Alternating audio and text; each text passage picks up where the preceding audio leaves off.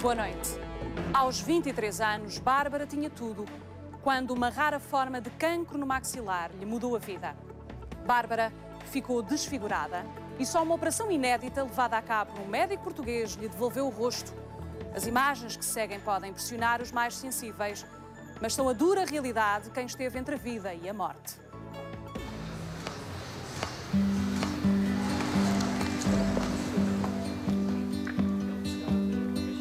Home again, home again. One day I know I feel home again. É o regresso a casa. Voltar aos sítios, recordar portas e janelas e os dias mais tristes, mas também devolver a esperança. Aos 38 anos, Bárbara está viva, quando cada passo que dava era para a morte. Eu era para ter morrido. Eu fiz durante mais ou menos 6 anos, eu andei-me a matar. Durante 5 anos eu andei-me a matar. Bárbara Alves vive em Londres. Alfacinha, menina de colégio e de cara bonita, passou uma infância de mimo até chegar aos anos gloriosos do Bairro Alto. Foram fases da minha vida muito, muito boas. Foi a fase de Cascais também. E pronto, mas Lisboa é sempre Lisboa e foi aqui que tudo começou, vá. As saudades desse tempo de festa misturam-se com a mágoa de um dia ter experimentado o que não devia. Tenho saudades da parte glamourosa que houve. Que parte é que não tem saudades? Talvez das badeiras. Do início da toxicodependência? Sim, do início dessa parte do uso de drogas, talvez, e do uso do álcool. Dessa parte, não tenho saudades. As drogas entram para a vida de Bárbara no auge da sua beleza.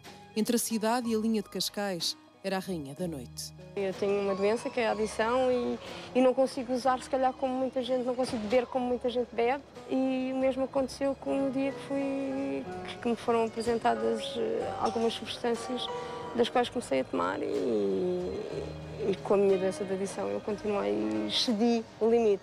Esta é a Bárbara que não deixa saudades. E eu acho que era muito oca, era a tal coisa, a embalagem era muito bonita e por dentro era um vazio enorme. Não consegui complementar as duas coisas nessa altura. Não soube distinguir ambas as coisas. E acho que foi depois disto tudo me acontecer que eu ganhei esta experiência de vida, que eu comecei a dar valor às pessoas pelo aquilo que elas são.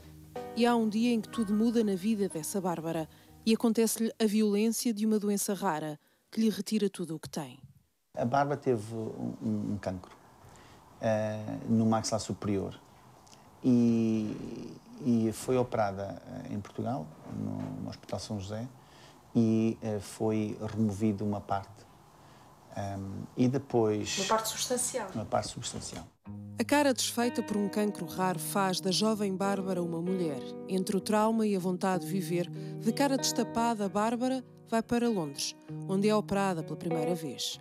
Quando eu fui para Londres, a ideia, depois de lá estar e ter começado lá a arranjar trabalho, foi, já que em Portugal neste momento não existe ninguém que me possa valer, eu vou à procura de alguém que me possa, se calhar, dar uma resolução ao meu problema.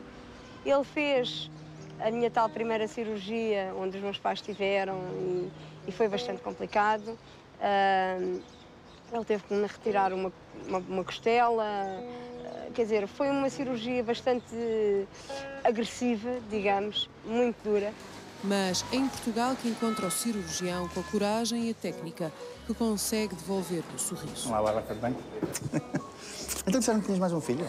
Eu tenho mais um filho, tenho um menino. Como é que se chama? Anthony. Depois de analisar o caso, tanto clinicamente como radiologicamente, achei que a probabilidade de conseguir fazer o caso era superior a 90%. E engraçado é que vários médicos, nomeadamente o cirurgião que acompanhou a Bárbara em Londres, achou que era impossível.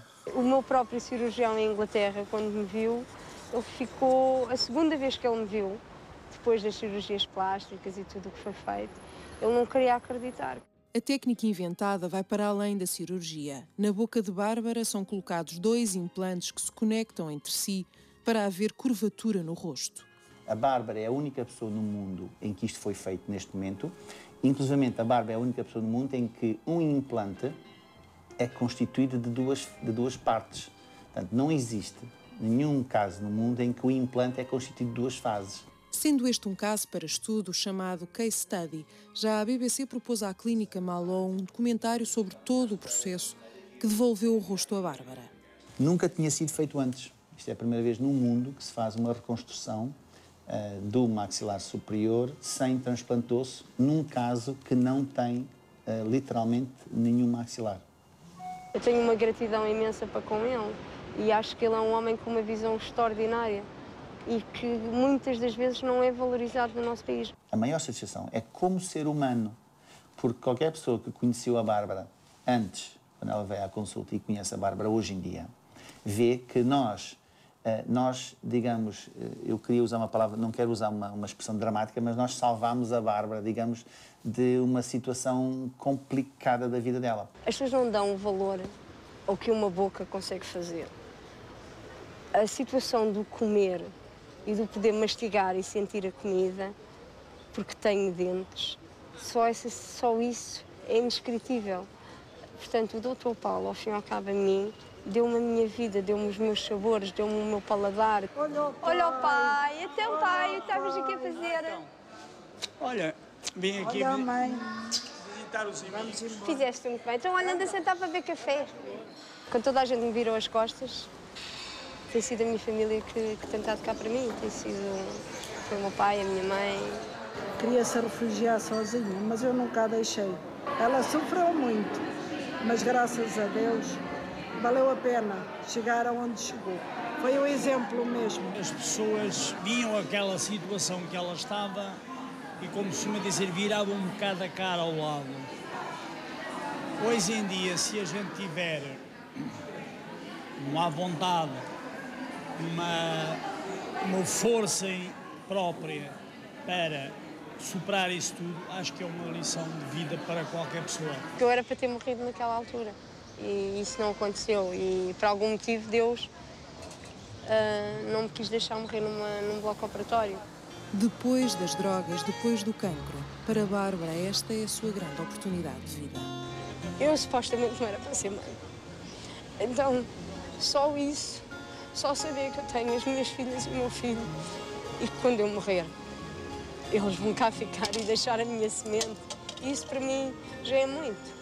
Deixa também uma inspiração que espera poder ser uma ajuda a quem precisa. Isso aqui é o meu pequenino tesouro. É a minha exposição, é a minha ajuda. A quem não pode e a quem não tem os apoios, se calhar, que eu tive, que a família, e nem sempre é fácil. Home again, home again. One day I know I feel home again. Aquilo que eu quero tentar passar às pessoas é que não interessa a nossa aparência, não interessa se somos gordos, magros, altos, baixos. Aquilo que interessa é aquilo que nós temos por dentro. Lift my